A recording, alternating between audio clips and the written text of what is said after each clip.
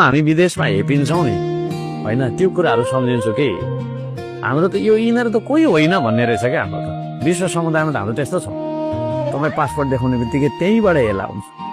म धेरै ठाउँमा बोट पेन लाए पनि पहिले चाइनिज हो जापानिज भन्छ, पासपोर्ट देखाएपछि त्यही त धेरै ठाउँमा म गएँ। अब यो केरलातिरको मान्छेहरू एडमिनिस्ट्रेसनमा थुप्रो बस्दो रहेछन्, इङ्ग्लिस पनि राम्रो होइन। अनि फिलिपिनो जस्तो देख्ने अनुहार, यत्रो नाक होइन, ट्याक घिनलाग्दो टाइपको छ नि त। तपाईँ यस्तो ह्यान्डसम त छैन अनुहार त। अनि पहिला चाहिँ फिलिपिनो जस्तो लाग्दो रहेछ होइन। Sir how can I help you भनेर आउँछ। अनि यस्तो देखायो है, पासपोर्ट देखायो,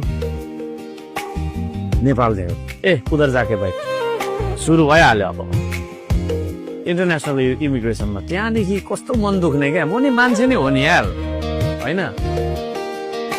त्यो पनि मान्छे नै हो, फिलिपिनो नि मान्छे नै हो, नेपाली नि मान्छे हो त म।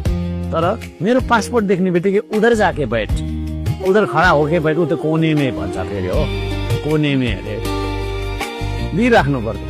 अरू चाहिँ गइराखेको छ, म चाहिँ नेपाली भएको कारणले हेला हुनुपर्ने। यो राष्ट्रिय मान सम्मानको कुरा छ नि, यो त्यहाँ कसले झार्यो त, के भएर झर्यो क्या, यही हो क्या। मलाई चाहिँ खासमा रिस भने पनि होइन, आवेग भने पनि होइन, विवेक भने पो, चेतना भने पनि, उत्तेजना भने पनि।